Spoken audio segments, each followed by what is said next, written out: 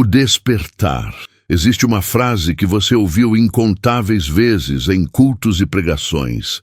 Palavras que soam tão familiares, tão bíblicas, que jamais questionamos sua origem. Mas e se eu te dissesse que ao buscar essas palavras nas Escrituras, elas simplesmente não estão lá? Não é sobre interpretações diferentes ou traduções variadas. É sobre frases atribuídas a Jesus que ele nunca realmente pronunciou. E descobrir isso pode transformar completamente sua forma de ver a fé.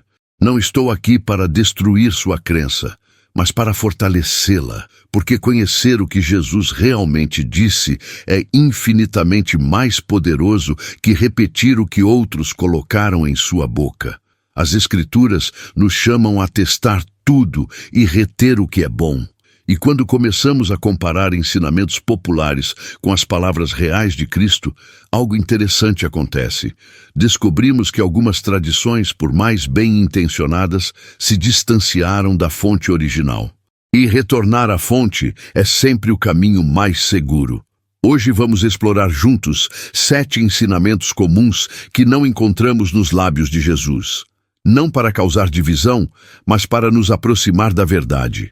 Porque cada um de nós merece saber o que Cristo realmente ensinou. Vamos entender por que essas frases se tornaram populares, como elas surgiram ao longo da história da Igreja, e principalmente o que Jesus verdadeiramente disse sobre esses temas. Esta não é uma jornada de destruição, mas de descoberta. Não vamos derrubar crenças, vamos construir sobre fundamento mais sólido, porque a verdade nunca teme o questionamento honesto. As Escrituras nos encorajam a ser como os bereanos, que examinavam tudo. Eles não aceitavam cegamente, mas verificavam nas Escrituras se as coisas eram assim. E esse é exatamente o espírito que precisamos cultivar hoje. Talvez você sinta um desconforto inicial ao questionar o familiar. É natural, porque essas frases fazem parte da nossa cultura cristã há tanto tempo. Mas lembre-se, nosso compromisso não é com tradições humanas, mas com a verdade de Cristo. E quando encontramos a verdade, ela não nos aprisiona, ela nos liberta. Jesus mesmo disse: "Conhecereis a verdade, e a verdade vos libertará." Então vamos juntos nessa busca pela verdade que liberta. A primeira área que vamos explorar está relacionada com prosperidade e bênçãos materiais. É um tema central em muitas pregações modernas, promessas de abundância financeira como sinal de fé verdadeira. Mas será que esse era realmente o ensino de Jesus? Vamos mergulhar nas Escrituras e descobrir o que ele verdadeiramente disse sobre riqueza. E prepare seu coração, porque pode ser diferente do que você sempre ouviu. A verdade sobre prosperidade. Deus quer te abençoar financeiramente. Essa afirmação ecoa em templos ao redor do mundo. Só tão esperançosa, tão alinhada com um Deus que deseja nosso bem-estar. Mas quando procuramos essa promessa específica nas palavras de Jesus, encontramos algo diferente. Não necessariamente o oposto, mas uma perspectiva muito mais profunda e equilibrada. Jesus falou sobre bênçãos, sim, mas de uma forma que transcende o material. Vamos explorar juntos o que ele realmente ensinou sobre riqueza e prosperidade. Jesus disse em Mateus 19:24 que é mais fácil passar um camelo pelo fundo de uma agulha que entrar um rico no reino de Deus. Essas palavras não condenam a riqueza em si, mas alertam sobre seus perigos espirituais. Ele também ensinou que não podemos servir a 2 senhores, a Deus e as riquezas. Sua preocupação era clara. O apego ao material pode afastar nossos corações do eterno. Ele abençoou os pobres em espírito, destacando humildade, não condição financeira. Então, de onde veio essa ênfase moderna em prosperidade material como sinal de fé? A verdade é que ao longo da história, algumas interpretações focaram mais em bênçãos materiais que espirituais. não necessariamente por má intenção, mas talvez por contextualizações que perderam equilíbrio. Versículos sobre provisão divina foram expandidos para promessas de abundância financeira. E, gradualmente, a mensagem se transformou em algo que Jesus não ensinou dessa forma.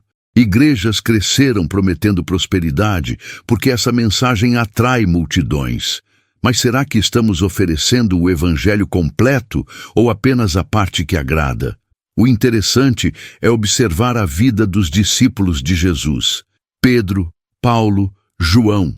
Nenhum deles acumulou riquezas seguindo Cristo. Paulo trabalhou fazendo tendas para se sustentar enquanto pregava. Pedro viveu modestamente, dedicado à missão espiritual. Eles experimentaram provisão divina, sim, mas não opulência material. Se Jesus prometesse riqueza como sinal de fé, seus seguidores mais próximos teriam sido os primeiros beneficiados. O que Jesus realmente ofereceu foi algo muito mais valioso que ouro ou prata.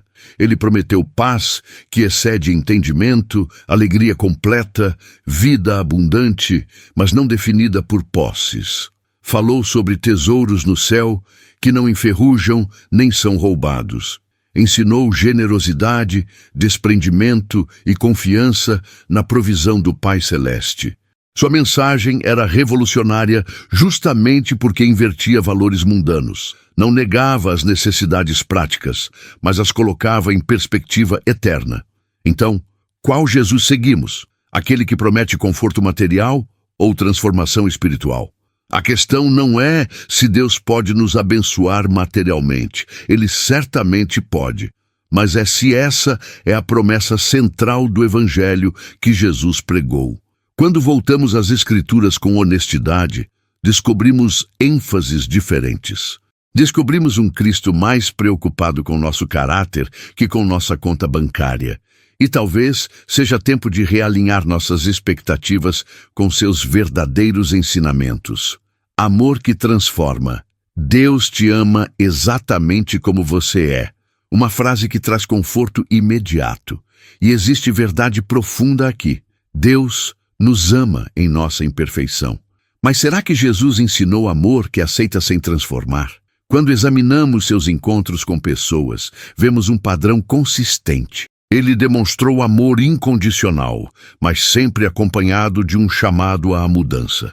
Vamos entender melhor essa dinâmica entre aceitação divina e transformação pessoal. A mulher apanhada em adultério recebeu de Jesus uma graça revolucionária para aquela época. João 8:11 registra suas palavras: "Nem eu te condeno." Que alívio ela deve ter sentido. Mas Jesus não parou aí. Suas palavras finais foram: "Vai e não peques mais." Perdão completo, mas também convite à nova vida. Amor que abraça, mas que também inspira mudança genuína. Essa é a essência do Evangelho. Graça que não apenas perdoa, mas transforma. Quando Zaqueu encontrou Jesus, algo extraordinário aconteceu. Lucas 19:8 mostra Zaqueu declarando espontaneamente: "Dou metade dos bens aos pobres." Jesus não exigiu isso como condição. O amor que Zaqueu experimentou produziu transformação voluntária. Esse é o poder do verdadeiro Evangelho. Não força externa, mas mudança interna. O amor de Deus nos aceita como somos, mas nos ama demais para nos deixar assim. É amor que cura, restaura e renova de dentro para fora. As primeiras palavras públicas de Jesus em Mateus 4:17 foram: "Arrependei-vos." Não porque Deus é severo, mas porque mudança é necessária para a plenitude. Arrependimento não é punição, é redirecionamento para a vida melhor. É reconhecer que nossos caminhos nos afastaram da verdadeira vida. Jesus começou seu ministério com esse chamado porque sabia: sem transformação não há libertação real. Amor verdadeiro sempre deseja o melhor para o amado, e às vezes isso requer mudança. A cultura moderna às vezes confunde aceitação com a aprovação de tudo, Mas o amor de Jesus era diferente. Aceitava pessoas, mas não validava todo o comportamento. Ele comia com pecadores, mas os chamava a uma vida nova. Tocava leprosos, mas proclamava cura e purificação. Acolhia prostitutas, mas oferecia dignidade e novo propósito. Esse equilíbrio entre graça e verdade é o coração do evangelho autêntico. Romanos 6, 1-2, faz uma pergunta crucial. Permaneceremos no pecado para que a graça aumente? A resposta é um enfático: de modo nenhum. A graça verdadeira não é licença para continuar em padrões destrutivos. É poder para viver de forma diferente, alinhada com o propósito divino. Quando entendemos que Deus nos ama demais para nos deixar onde estamos, começamos a abraçar a transformação não como obrigação, mas como libertação. O caminho de Jesus. Todos os caminhos espirituais levam a Deus. Uma ideia muito popular em nossa época.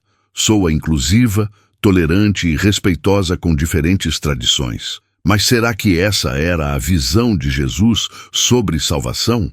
Quando examinamos seus ensinamentos, encontramos afirmações muito específicas.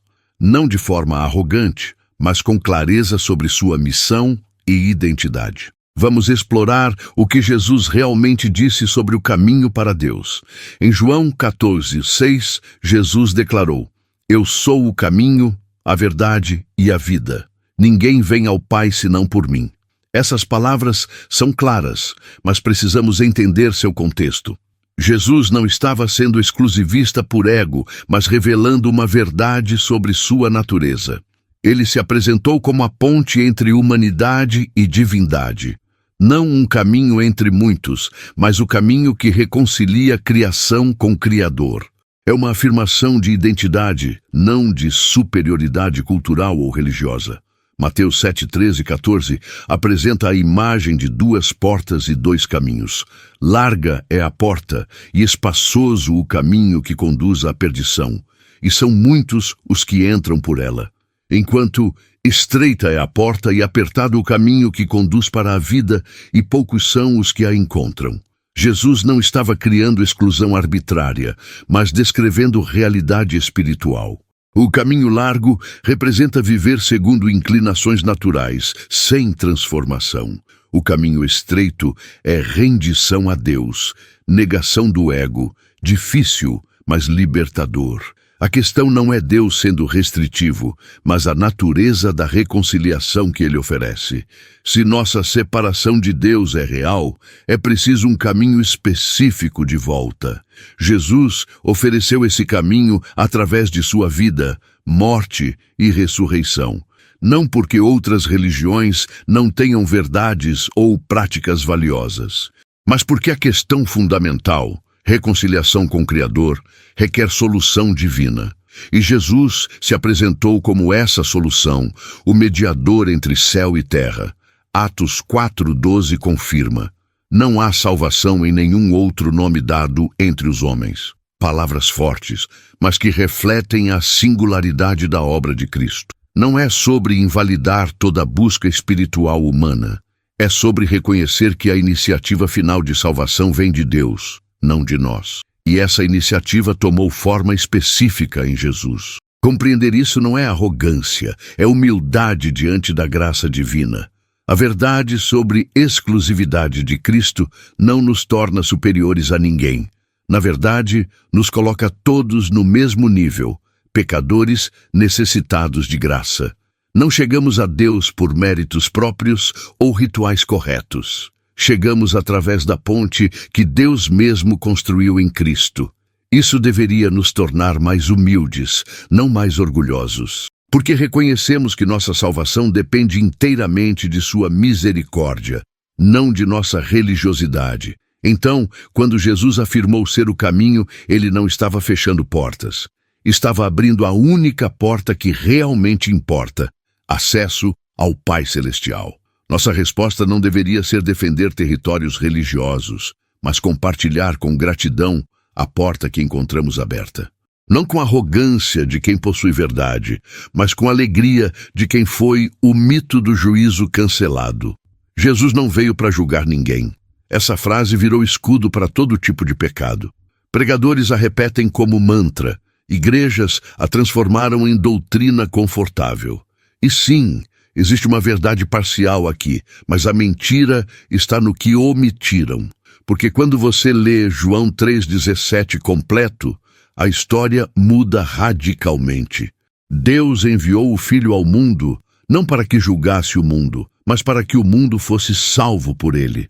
Até aqui, parece confirmar a frase popular, mas o versículo seguinte destroça essa interpretação. João 3,18 continua sem pausa. Quem nele crê não é julgado. O que não crê já está julgado. Percebe a mudança? Jesus não veio para julgar na primeira vinda, mas o julgamento já existe. Não é que o juízo foi cancelado, é que ele foi adiado para um momento específico. E esse momento vem, inevitável como a própria palavra de Cristo. A igreja moderna pegou metade do versículo e construiu uma teologia inteira de permissividade. Mas a verdade completa é que quem rejeita já carrega sua própria condenação. Aqui está o que quase ninguém te conta. Jesus falou mais sobre inferno que sobre céu. Suas parábolas estão cheias de separação, juízo, condenação eterna. A parábola do trigo e do joio termina com anjos separando e lançando ao fogo. A das 10 virgens mostra 5 sendo excluídas para sempre, porta fechada, sem segunda chance. A do servo infiel termina com choro e ranger de dentes nas trevas exteriores. Essas não são histórias de um Jesus que não julga, são advertências de um juiz que virá. Mateus 7, 22, 23 contém as palavras mais aterrorizantes que Cristo pronunciou. Muitos me dirão naquele dia: Senhor, Senhor, não profetizamos em teu nome, e em teu nome não expelimos demônios? E a resposta dele: nunca vos conheci. Apartai-vos de mim, os que praticais a iniquidade. Pessoas que fizeram milagres, profetizaram, expulsaram demônios, rejeitadas, não porque não eram religiosas o suficiente, mas porque viviam em iniquidade. Então dizer que Jesus não julga é preparar multidões para ouvir apartai-vos de mim. O problema não é Deus ser juiz. O problema é termos medo dessa verdade. Então diluímos, amenizamos, transformamos o leão de Judá em um gato doméstico. Criamos um Jesus que só abraça, nunca confronta, só perdoa, nunca condena. Mas esse não é o Cristo das Escrituras. É uma invenção moderna para consciências tranquilas. O verdadeiro Jesus advertiu sobre fogo eterno, trevas exteriores, verme que não morre. E ignorar essas advertências porque são desconfortáveis é suicídio espiritual. A pergunta que fica é brutal. Você quer um Salvador que te faz sentir bem ou que te salva de verdade? Porque um Jesus que não julga não precisa salvar ninguém de nada. Um Cristo sem juízo torna sua morte na cruz desnecessária, vazia de significado. Ele morreu justamente porque existe juízo e alguém precisava pagar. Então, quando dizem que Jesus não julga, estão anulando o próprio Evangelho. E milhões acreditam nessa mentira confortável, até o dia que descobrirão tarde demais. A falácia das obras desnecessárias. Jesus fez tudo, você não precisa fazer nada. Soa como graça pura, liberdade total. E realmente, Cristo completou a obra na cruz. Nenhum humano pode adicionar à salvação. Mas dessa verdade gloriosa, pregadores criaram uma licença para a carnalidade disfarçada de fé. Transformaram salvos pela graça em vivam como quiserem. Está tudo pago. E o mais assustador, usam Paulo para contradizer Jesus diretamente. Pegam versículos sobre justificação e ignoram tudo sobre santificação. João 14,15. Destrói essa teologia em uma frase simples. Se me amais, guardareis os meus mandamentos. Não é sugestão, não é opcional, é o teste do amor verdadeiro. Jesus vinculou amor à obediência de forma inseparável. Então, quando alguém diz, não preciso fazer nada, está declarando que não ama a Cristo, porque quem ama, obedece. Quem obedece, demonstra amor através de ações concretas. E obras não salvam, Mas salvação verdadeira sempre produz obras. Agora vem a parte que incomoda. Jesus disse que muitos dirão, Senhor, Senhor, e serão rejeitados. Não por falta de fé verbal, mas por falta de fruto real. Mateus 7:21 é cristalino. Nem todo que me diz Senhor, Senhor entrará no reino dos céus. E completa. Mas aquele que faz a vontade de meu Pai que está nos céus. Fazer, não apenas crer. Viver, não apenas professar. Obedecer, não apenas concordar. A fé sem obras não é fé imperfeita, é fé morta. Tiago 2:26. Aqui está o que as mega-igrejas não pregam. Jesus exigiu negação radical de si mesmo. Se alguém quer vir após mim, a si mesmo se negue, tome a sua cruz e siga-me. Mateus 16:24. Negar-se não é aceitar-se como está. Cruz não é bênção disfarçada. Seguir não é apenas crer. São verbos de ação que exigem resposta concreta e diária. Mas isso não enche templos. Então inventaram um cristianismo onde Cristo carrega sua cruz enquanto você relaxa. Um evangelho onde ele se nega para que você possa se afirmar. A realidade que queimou os reformadores é que fé genuína transforma comportamento inevitavelmente. Não para ganhar salvação, mas porque salvação já foi ganha e agora se manifesta. Uma árvore boa produz bom fruto, não porque tenta, mas porque é sua natureza. Cristão verdadeiro produz obras, não para ser salvo, mas porque já foi transformado. Então, quando pregam que obras não importam, estão dizendo que transformação não importa, que o Espírito Santo pode habitar em você sem mudar absolutamente nada. E aqui está a pergunta que deveria nos aterrorizar. Se sua vida não mudou, você realmente foi salvo? Se não há fruto visível, há raiz verdadeira? Se Cristo está em você, como você ainda vive exatamente como antes? Essas perguntas incomodam, porque expõem a hipocrisia do cristianismo moderno, um cristianismo que oferece céu sem cruz, coroa sem batalha, ressurreição sem morte. Mas Jesus nunca ofereceu esse caminho. Então quem está oferecendo? A distorção da fé como ferramenta. Use sua fé para conquistar o que você quer. Essa frase transformou fé em técnica, em instrumento de manipulação espiritual para forçar a mão de Deus. Pregadores ensinam fórmulas. Confesse positivo, decrete, determine, declare. Como se Deus fosse um gênio da lâmpada esperando suas palavras mágicas. Mas quando Jesus ensinou sobre fé, ele não a apresentou como ferramenta de controle.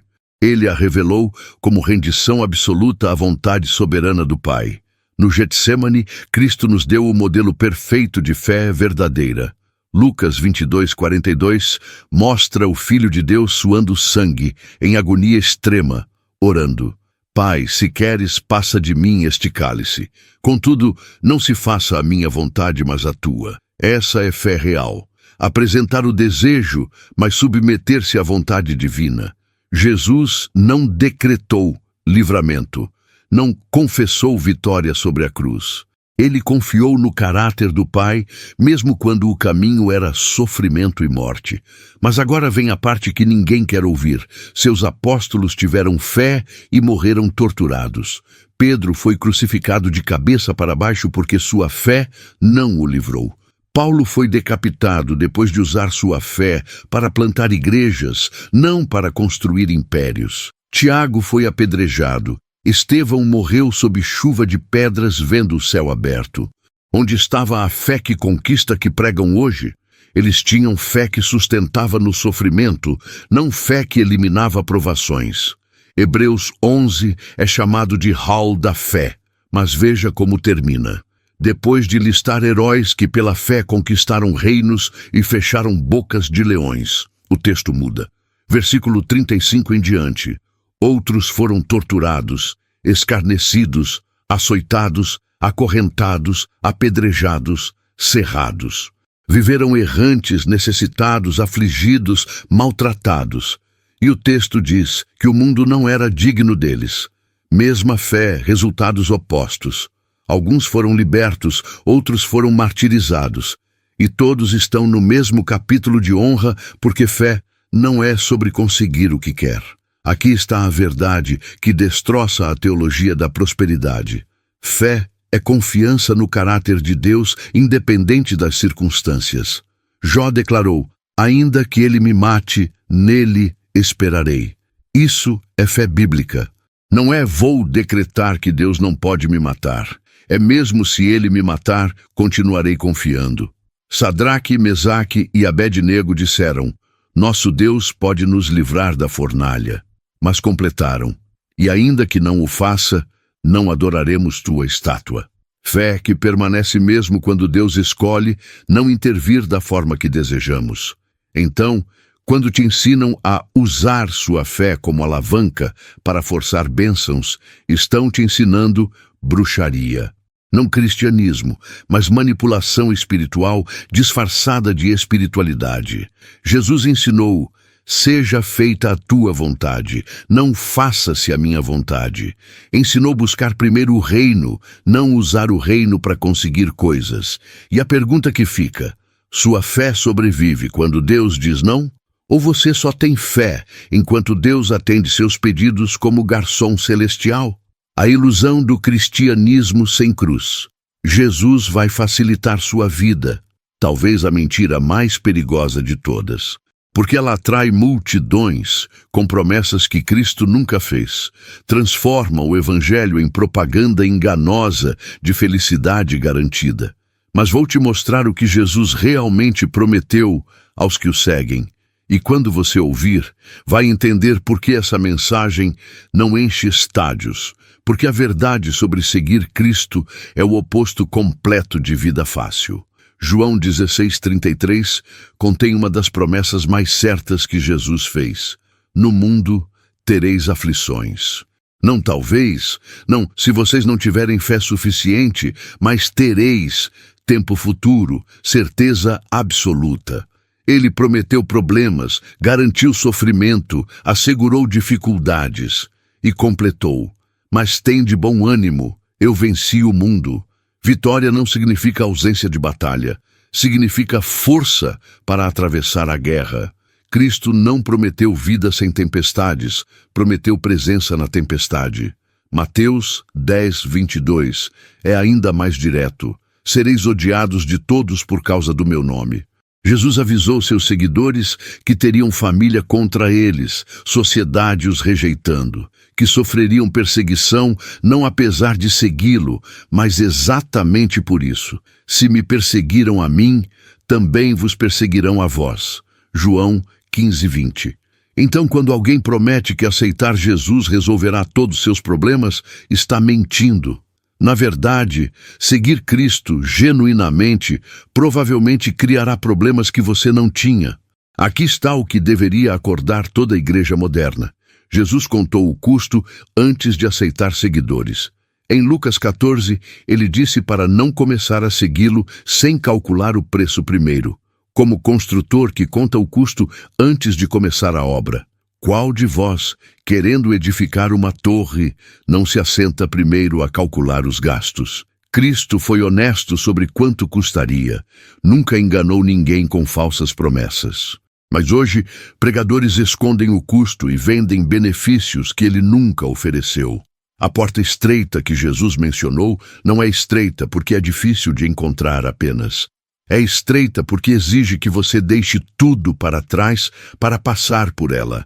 Sua agenda, seus planos, seus sonhos, sua própria vida, tudo fica do lado de fora. Se alguém vem a mim e não aborrece a seu pai, mãe, mulher, filhos, irmãos, não pode ser meu discípulo. Lucas 14:26.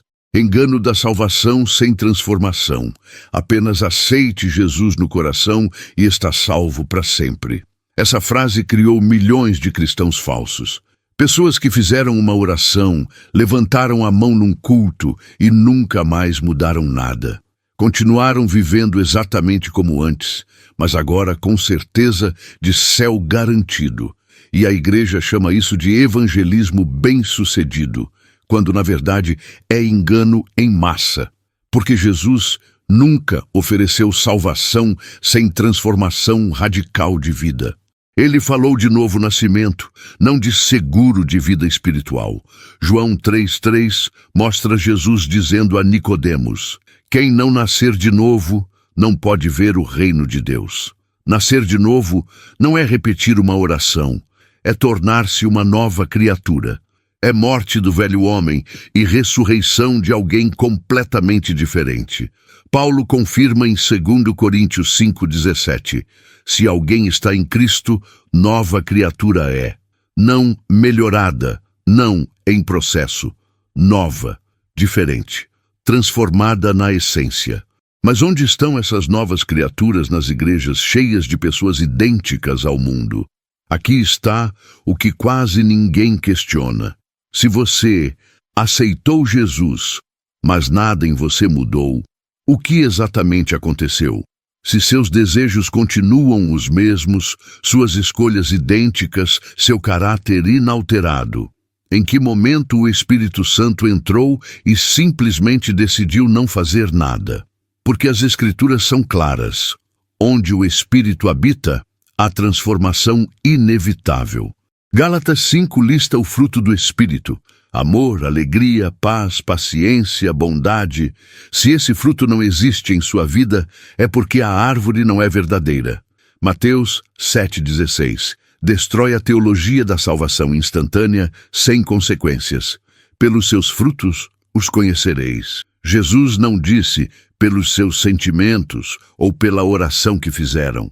Disse pelos frutos, evidências visíveis, tangíveis, impossíveis de fingir permanentemente.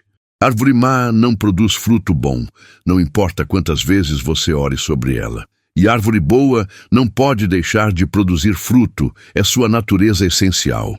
Então a ausência de fruto não revela falta de maturidade, revela ausência de vida real. Mas agora vem a parte que aterroriza. Jesus disse que no último dia muitos serão surpreendidos. Pessoas que tinham certeza absoluta de salvação descobrirão que estavam enganadas. Naquele dia, muitos me dirão: Senhor, Senhor. Mas ele responderá: nunca vos conheci. Não conheci, mas você perdeu. Não você estava salvo, mas se desviou. Nunca conheci, ou seja, nunca houve relacionamento real desde o início. Era religiosidade, era ritual, era ilusão, mas não era salvação genuína.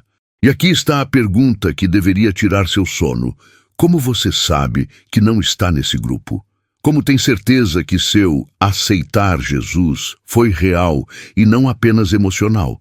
Porque se sua vida não demonstra transformação progressiva e contínua, se você não está sendo santificado, moldado, quebrado e reconstruído, se o Espírito Santo não está produzindo fruto visível em seu comportamento, então talvez você tenha feito uma oração, mas nunca encontrou verdadeiramente a Cristo. A verdade brutal que a igreja moderna esconde é que salvação começa com graça, mas não termina na oração. É processo de morte diária ao ego, crucificação contínua da carne.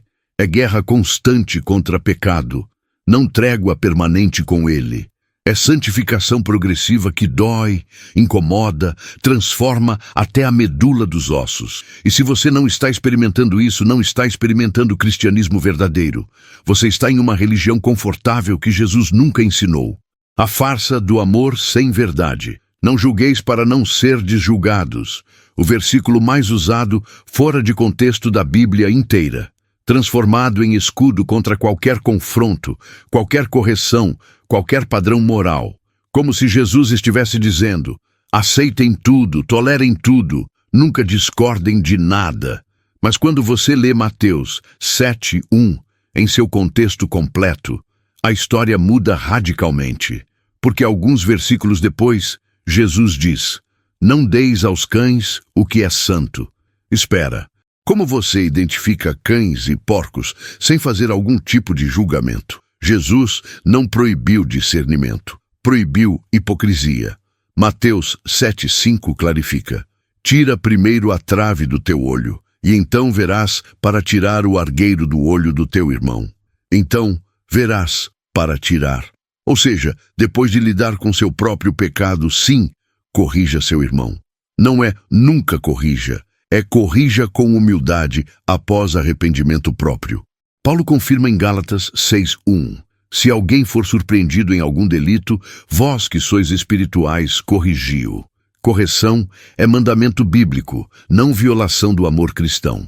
Aqui está o que a cultura moderna chama de amor. Concordar com tudo que as pessoas fazem. Validar todo o comportamento, aceitar toda escolha, nunca dizer isso está errado. Mas esse não é o amor que Jesus demonstrou quando fez chicote de cordas no templo. Não é o amor que Paulo manifestou quando chamou os Gálatas de insensatos. Não é o amor que João expressou quando alertou contra falsos mestres com palavras duras. Amor verdadeiro confronta porque se importa demais para deixar alguém destruir a própria vida. João 8 mostra Jesus perdoando a adúltera, mas suas últimas palavras foram: não peques mais. Esse é amor completo, perdão que não valida, graça que não tolera continuidade no erro. Mas a igreja moderna pegou só, não te condeno, e jogou fora, vai e não peques mais. Criou um amor que abraça, mas nunca transforma, que aceita, mas nunca santifica. E milhões estão perecendo porque ninguém os ama o suficiente para dizer a verdade. Preferem ser amorosos e deixar pessoas caminharem para o inferno se sentindo aceitas. Efésios 4:15 define o equilíbrio perfeito, seguindo a verdade em amor. Não verdade sem amor. Isso é crueldade religiosa, fariseísmo que Jesus condenou. Mas também não amor sem verdade. Isso é cumplicidade, aprovação silenciosa de destruição. Verdade em amor, firmeza combinada com compaixão, padrões mantidos com graça. Mas isso exige coragem que a maioria não tem. Então escolhem um lado e chamam de virtude. Ou são verdadeiros e cruéis, ou amorosos e omissos, ambos falhando em imitar Cristo. E aqui está a pergunta final deste capítulo: quem realmente te ama? Aquele que concorda com tudo que você faz para manter a paz? Ou aquele que arrisca o relacionamento para dizer verdades dolorosas que você precisa ouvir, porque Jesus amou o suficiente para dizer: arrepende-te, não está tudo bem? Amou o suficiente para dizer: vai e não peques mais. Não, continue como está. E se ninguém na sua vida te confronta com verdade, talvez ninguém realmente te ame biblicamente. O convite à verdadeira intimidade. Apenas busque uma conexão pessoal com Deus. Essa frase parece profunda e espiritual. E realmente, intimidade com o Criador é o objetivo supremo de nossa existência. Mas aqui está o que raramente te contam. Intimidade com Deus tem condições estabelecidas por Ele. Não podemos redefinir os termos do relacionamento segundo nossas preferências. Jesus deixou claro em João 14:21. Aquele que tem os meus mandamentos e os guarda, esse é o que me ama. Intimidade verdadeira nasce da obediência amorosa, não apenas de sentimentos ou experiências místicas. Romanos 8:28 promete que todas as coisas cooperam para o bem daqueles que amam a Deus. Mas o versículo 29 revela qual é esse bem: sermos conformes à imagem de seu Filho. O plano de Deus não é apenas sua felicidade, é sua transformação em alguém que reflete Cristo. E essa transformação, muitas vezes, acontece através de processos que não escolheríamos. Mas cada etapa tem propósito eterno, moldando o caráter que permanecerá além desta vida. Deus trabalha em nós não apesar das dificuldades, mas frequentemente através delas. Aqui está o que muda tudo. Deus não é um gênio da lâmpada esperando realizar desejos. Ele é Pai amoroso, que sabe melhor que nós o que realmente precisamos. Isaías 55:8-9 nos lembra: os meus pensamentos não são os vossos pensamentos. Assim como os céus são mais altos que a terra, assim são os meus caminhos mais altos. E essa diferença não é problema, é exatamente o que torna ele digno de confiança. Porque se Deus pensasse como nós, seria limitado como nós e não poderia nos salvar. A história de Jó revela algo lindo sobre confiar em Deus sem precisar entender tudo. Ele perdeu muito, questionou, lutou, mas nunca abandonou sua fé fundamental. E no final, quando Deus apareceu, não deu explicações detalhadas sobre o sofrimento. Simplesmente revelou sua grandeza, e isso foi suficiente para Jó descansar. Porque intimidade real com Deus não exige compreender todos os seus mistérios, exige confiar em seu caráter, mesmo quando seus caminhos parecem incompreensíveis. Então, aqui está o convite que Jesus realmente fez: conhecê-lo de verdade, não através de técnicas ou fórmulas, mas através de relacionamento genuíno, um relacionamento onde Ele é Senhor e nós somos discípulos dispostos a aprender, onde Sua vontade prevalece sobre a nossa e encontramos paz nessa rendição. Porque quando confiamos que Ele sabe o que faz, mesmo sem entender o processo, descobrimos uma liberdade que nenhuma explicação ou controle poderia nos dar.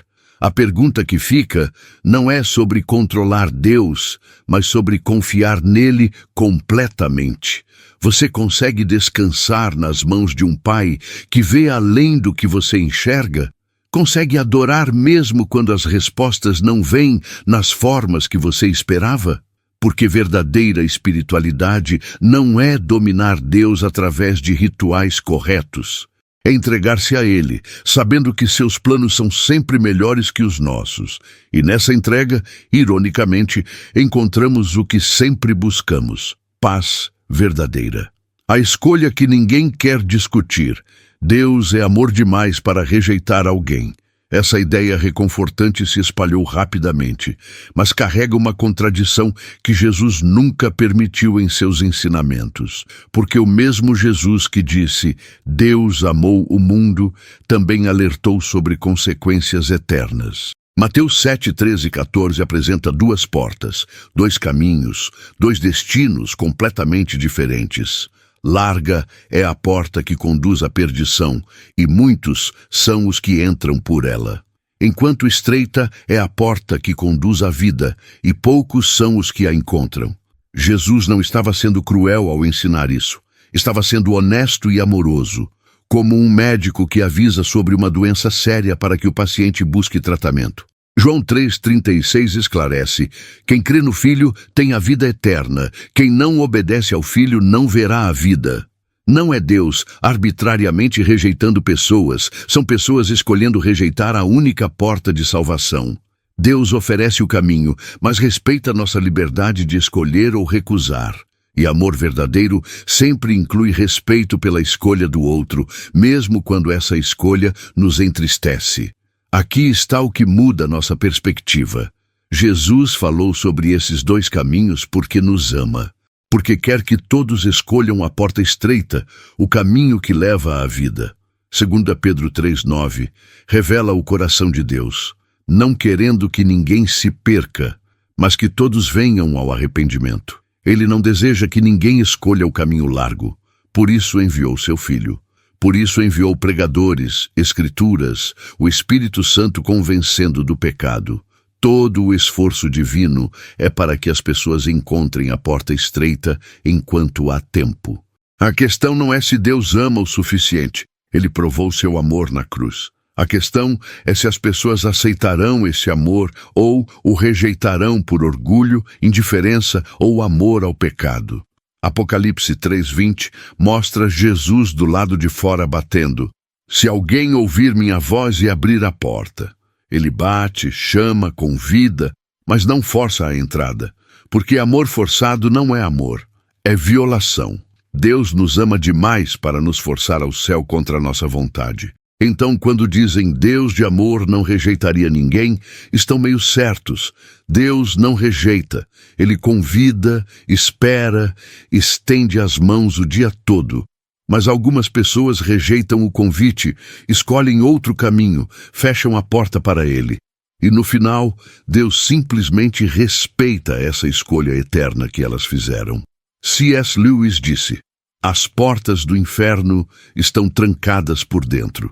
Não é prisão divina, é exílio autoimposto por aqueles que preferiram qualquer coisa exceto Deus. A pergunta que deveria nos mover à ação é: quantos ao nosso redor estão no caminho largo sem saber? Quantos acreditam em mentiras confortáveis que os levam para longe da porta estreita? Se realmente cremos no que Jesus ensinou, deveríamos estar urgentes para mostrar às pessoas o caminho certo, não com julgamento ou superioridade, mas com amor genuíno, como alguém que vê pessoas caminhando para um precipício no escuro. Você não fica em silêncio por medo de ofender. Você alerta porque ama profundamente. O retorno ao Jesus verdadeiro. Chegamos ao fim desta jornada através das 7 frases que Jesus nunca disse. 7 ensinamentos populares que se afastaram das palavras reais de Cristo. 7 áreas onde tradições humanas, por mais bem intencionadas, obscureceram verdade bíblica. E se você chegou até aqui, algo importante aconteceu em seu coração. Você não pode mais ouvir esses ensinamentos da mesma forma que antes. Agora você tem ferramentas para discernir entre tradição humana e palavra divina. Mas aqui está o que realmente importa agora. Conhecer o que Jesus não disse é apenas o começo. O verdadeiro desafio é descobrir e viver o que ele realmente disse. Porque o Cristo das Escrituras é infinitamente mais glorioso que qualquer versão simplificada. Mais desafiador, sim, mas também mais real, mais poderoso, mais capaz de transformar vidas. Ele não promete facilidade, mas promete presença. Não garante riqueza, mas oferece propósito eterno. E essa troca, conforto temporal por significado eterno, vale infinitamente a pena. Lucas 9:23 contém o convite real de Jesus. Se alguém quer vir após mim, negue-se a si mesmo. Tome sua cruz cada dia e siga-me. Não uma vez, mas cada dia, continuamente. Esse é o cristianismo autêntico. Morrer diariamente para si mesmo para viver em Cristo. E, paradoxalmente, é nessa morte que encontramos vida verdadeira. Na rendição total, descobrimos liberdade real. No abandono de nossos planos, abraçamos o propósito para qual fomos criados. Aqui está a beleza que ensinamentos superficiais escondem. Jesus vale tudo o que ele pede. Seguir o Cristo real custa tudo, mas ele vale tudo e infinitamente mais. Ele não engana com promessas falsas. Ele é honesto sobre o custo e glorioso na recompensa. Mateus 13:44 compara o reino a um tesouro escondido num campo. O homem que o encontra vende tudo o que tem, cheio de alegria para comprar aquele campo. Não é sacrifício relutante, é troca jubilosa quando você reconhece o valor infinito do que encontrou. Se este vídeo despertou algo em você, não deixe essa inquietação passar. Não volte para a rotina confortável da religião que não transforma. Use este momento de claridade para buscar o Jesus real nas Escrituras. Leia os evangelhos não com olhos de tradição, mas com coração aberto para encontrá-lo verdadeiramente. Peça ao Espírito Santo para revelar onde você tem seguido versões inventadas em vez do Cristo bíblico. E esteja preparado, porque o Jesus verdadeiro vai desafiar áreas que você preferiria deixar intocadas. Mas também esteja certo disso. Ele vai satisfazer anseios que você nem sabia que tinha. Vai preencher vazios que religião superficial nunca preencheu. Vai trazer paz, que ultrapassa entendimento mesmo em meio a circunstâncias difíceis. Porque o Cristo real não é versão melhorada do que igrejas oferecem. Ele é completamente diferente, mais exigente, mas infinitamente mais satisfatório, mais desafiador, mas incomparavelmente mais glorioso do que qualquer invenção humana poderia ser. Então, aqui está meu convite final para você. Deixe nos comentários: escolho o Cristo real. Não como slogan vazio, mas como compromisso de buscar Jesus além das tradições confortáveis. Compartilhe este vídeo com alguém que precisa ouvir essas verdades. Inscreva-se para continuar essa jornada de descobrir quem Cristo realmente é, porque este vídeo termina aqui, mas sua jornada de volta ao Jesus verdadeiro está apenas começando. E posso te garantir, vale a pena cada passo, cada descoberta, cada transformação que virá.